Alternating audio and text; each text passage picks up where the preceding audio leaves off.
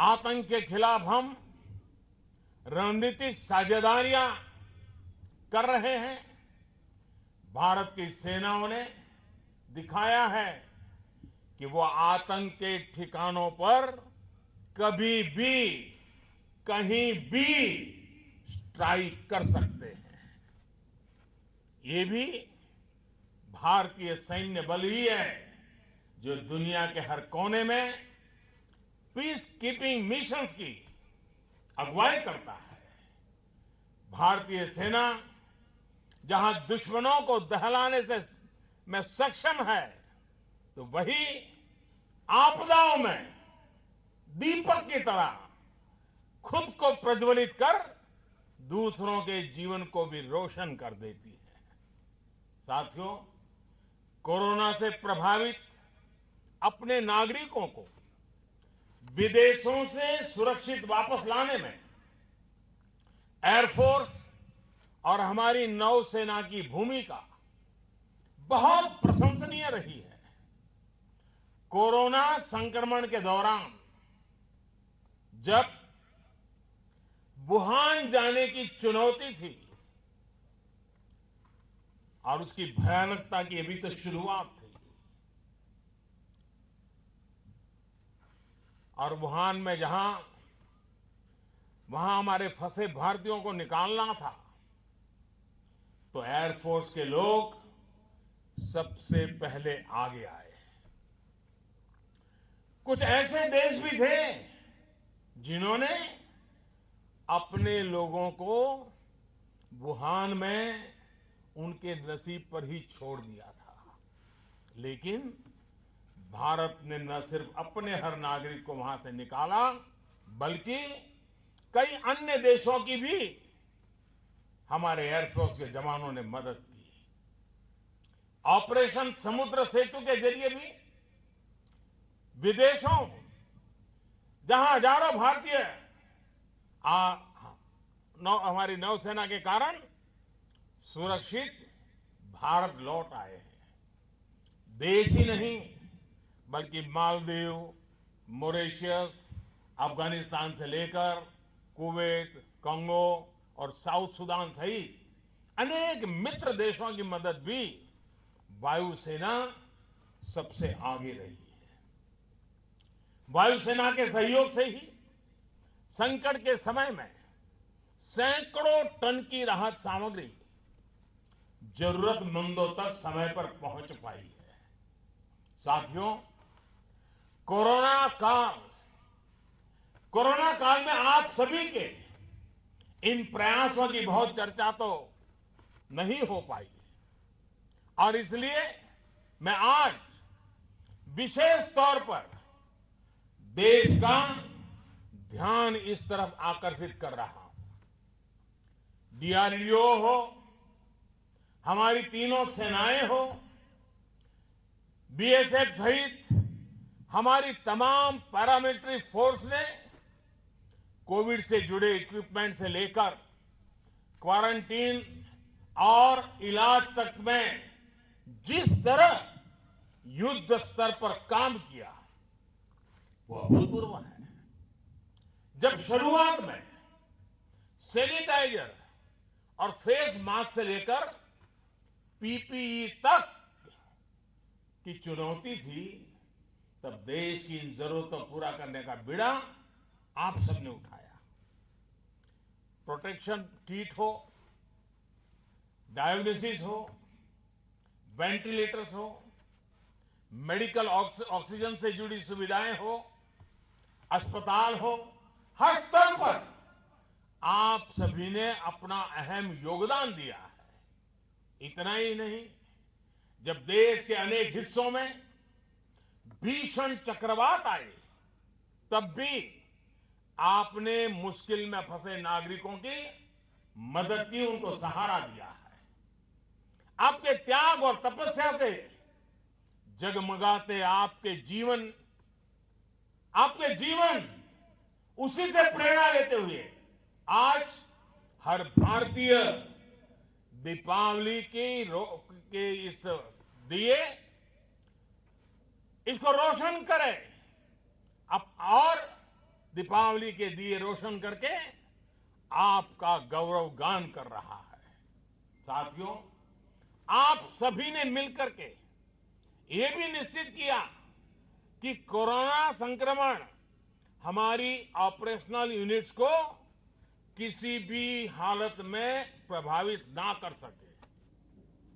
Army हो, navy हो, air force हो, किसी ने भी अपनी तैयारियों को कोरोना के कारण न रुकने दिया, न थमने दिया।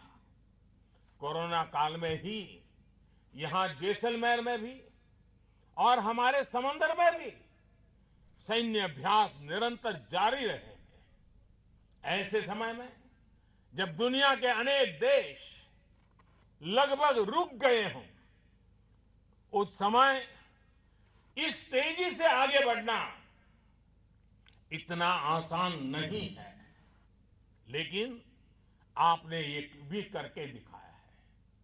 कोरोना काल में ही आधुनिक अस्त्र शस्त्र और साजो सामान की डिलीवरी और इंडक्शन दोनों तेजी से हुए।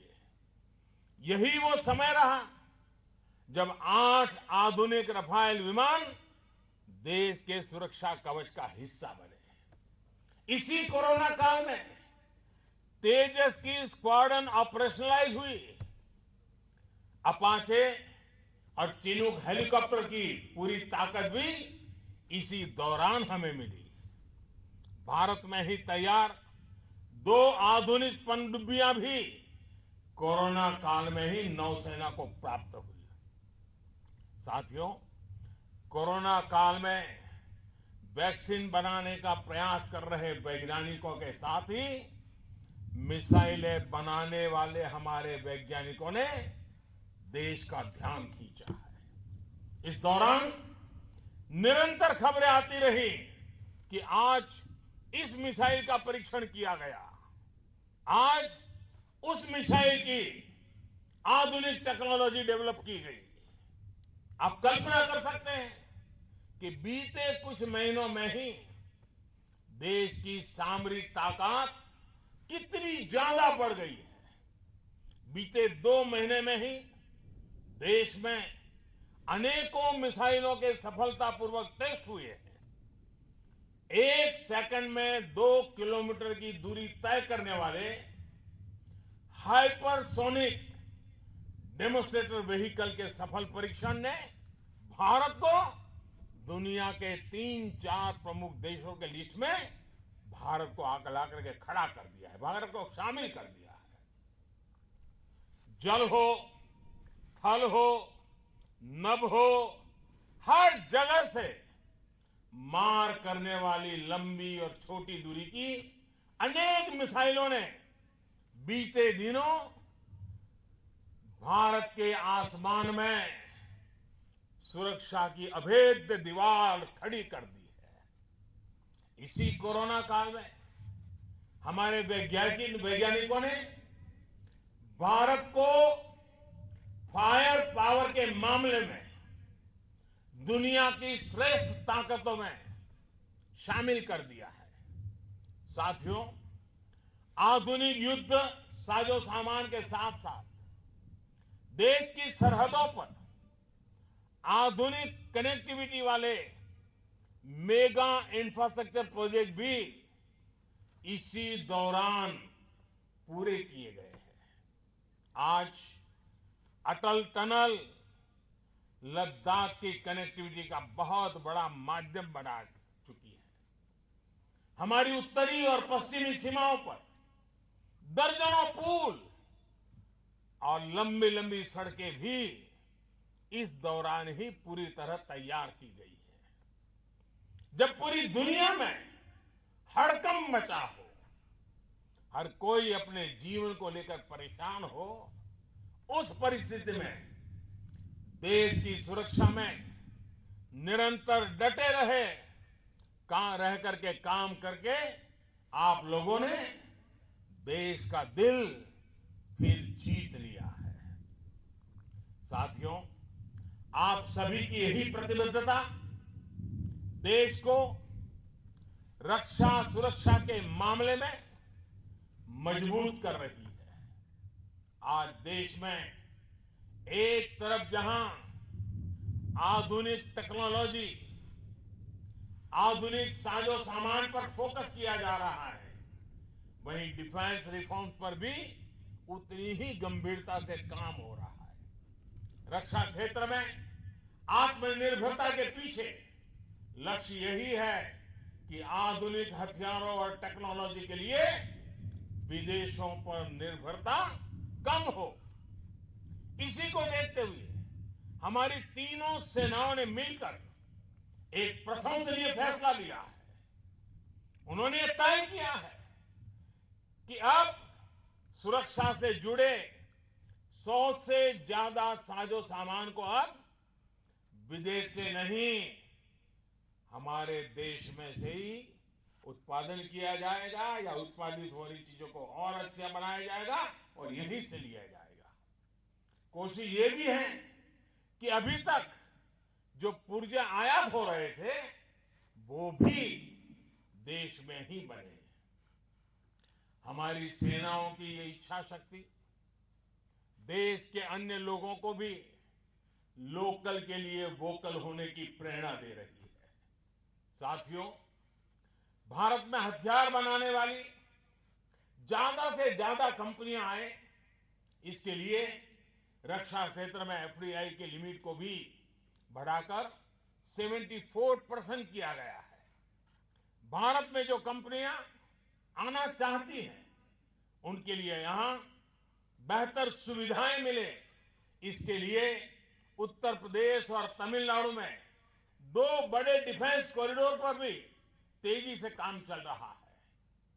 साथियों, सेना के आधुनिकीकरण में और सैन्य के साजो सामान की आत्मनिर्भरता में सबसे बड़ा रोड़ा पुराने समय की प्रक्रियाएं रही है। इन प्रक्रियाओं के सरलीकरण के लिए भी लगातार काम किया जा रहा है। हाल ही में कुछ और बड़े सुधार किए गए हैं। अब जैसे पहले ट्रायल और टेस्टिंग की प्रक्रिया बहुत जटिल थी, ये समय भी बहुत लगाती थी, इससे रक्षा क्षेत्र में उपकरणों की इंडक्शन में बहुत देरी लगती थी। अब इसको एकदम सरल किया गया है। हमारी तीनों सेनाओं के बीच समन्वय और बढ़े, तेजी से फैसले हो, इसके लिए चीफ ऑफ डिफेंस स्टाफ की व्यवस्था हम सबके सामने अब है। इतने कम समय में ही देश ने इस नई व्यवस्था का महत्व अनुभव कर लिया है। इतने कम समय में इस नई व्यवस्था का मजबूत होना हमारी सेना, वायुसेना, नौसेना की प्रतिबद्धता के कारण ही संभव हो रहा है और इसलिए हमारी तीनों सेनाएं अभिनंदन की अधिकारी हैं। हमारी सेनाओं के सामूहिक संकल्प ने सीडीएस की सफलता तय कर दी है। साथियों, आप सभी से बेहतर ये कौन जान सकता है कि बॉर्डर एरिया की क्या चुनौतियां होती है, यहां कितनी मुश्किलें आती हैं। इन मुश्किलों के समाधान के लिए बॉर्डर एरिया डेवलपमेंट के साथ ही बॉर्डर एरिया में नौजवानों की विशेष ट्रेनिंग भी उतनी ही जरूरी है। 15 अगस्त को लाल किले से मैंने कहा भी था कि देश के 100 से ज्यादा सीमावर्ती जिलों में एनसीसी से युवाओं को जोड़ने के लिए विशेष अभियान चलाया जाएगा। सीमावर्ती और समुद्र से लगे इन क्षेत्रों में लगभग 1 लाख युवाओं को तैयार किया जा रहा है। इसमें खास बात यह है कि इन युवाओं को थल सेना, नौसेना और वायुसेना ट्रेनिंग करेगी। यानी जहां सेना का बेस है वहां सेना ट्रेनिंग देगी, जहां वायुसेना का बेस है वहां वायुसेना, और जहां नेवी का बेस है वहां नेवी ट्रेन करेगी। साथियों, इसमें भी बड़ी संख्या में गर्ल्स कैडेट को ट्रेन करने का लक्ष्य रखा गया है। यह उन प्रयासों का हिस्सा है जिसमें देश की आत्मनिर्भरता और आत्मविश्वास को बढ़ाने के लिए बेटियों की भूमिका को विस्तार दिया जा रहा है। आज जिस प्रकार दूसरे क्षेत्रों में महिलाओं को आगे बढ़ने के लिए प्रोत्साहित किया जा रहा है, उसी तरह हमारे सुरक्षा तंत्र में भी विमेन पावर की भूमिका को और व्यापक किया जा रहा है। आज वायुसेना और नौसेना में महिलाओं को कॉम्बैट रोल दिए जा रहे हैं। मिलिट्री पुलिस में भी बेटियों की भर्ती की जा रही है। बीएसएफ तो उन अग्रणी संस्थाओं में है जहां बॉर्डर सिक्योरिटी में महिलाओं की भूमिका का लगातार विस्तार हुआ है। ऐसे ही अनेक प्रयास हमारे आत्मविश्वास को बढ़ाते हैं, देश के विश्वास को बढ़ाते हैं। साथियों, दीपावली पर आप सभी ने एक और बात नोट की होगी। जब हम दिया जलाते हैं तो अक्सर एक दिए से बाकी दियों को भी रोशन करते हैं। एक ही दीप से जले दूसरा, जले दीप हजार। आप भी एक दिए की तरह पूरे देश को रोशन करते हैं, उसे ऊर्जावान बनाते हैं। सीमा पर आप जैसे एक एक सैनिक के शौर्य से देशवासियों में राष्ट्रभक्ति का जज्बा बुलंद होता है। आपसे प्रेरणा लेकर हर देशवासी अपने अपने तरीके से राष्ट्रहित के लिए आगे आ रहा है। कोई स्वच्छता के संकल्प से जुड़ रहा है, कोई भ्रष्टाचार के विरुद्ध मुहिम को आगे बढ़ा रहा है, कोई हर घर जल के मिशन में जुटा है, कोई टीबी मुक्त भारत के लिए काम कर रहा है, कोई कुपोषण के खिलाफ अभियान को शक्ति दे रहा है, कोई दूसरों को डिजिटल लेन देन सिखाकर अपना दायित्व निभा रहा है। और साथियों, अब तो आत्मनिर्भर भारत अभियान को देश के जन जन ने अपना अभियान बना लिया है। वोकल फॉर लोकल आज हर भारतीय का मिशन बन चुका है। आज इंडिया फर्स्ट, इंडियन फर्स्ट का आत्मविश्वास चारों तरफ फैल रहा है। ये सब कुछ संभव हो पा रहा है तो उसके पीछे आपकी ताकत है, आप पर भरोसा है। जब देश का विश्वास बढ़ता है तो दुनिया उतनी ही तेजी से आगे भी देश को बढ़ाती देखती है। आइए विश्वास के, आत्मविश्वास के इस संकल्प को सिद्ध करने के लिए हम सब मिलकर के आगे बढ़े। दीपावली के इस पावन पर्व पर नए संकल्पों के साथ, नए जज्बे के साथ हम कंधे से कंधा मिलाकर, कदम से कदम मिलाकर के वन लाइफ वन मिशन के मूड में लक्ष्य को प्राप्त करने के लिए परिश्रम की पराकाष्ठा करते हुए आइए 130 करोड़ का देश हम सब मिलकर के चल पड़े और मां भारती को जिस रूप में सामर्थ्यवान, समृद्ध बनाना चाहते हैं, हम उस सपने को पूरा करें। इसी एक भावना के साथ आप मेरे साथ जुड़ करके बोलिए, भारत माता की, भारत माता की, भारत माता की, भारत माता की, भारत माता की। फिर एक बार आप सबको दीपावली के पर्व की अनेक अनेक शुभकामनाएं। धन्यवाद।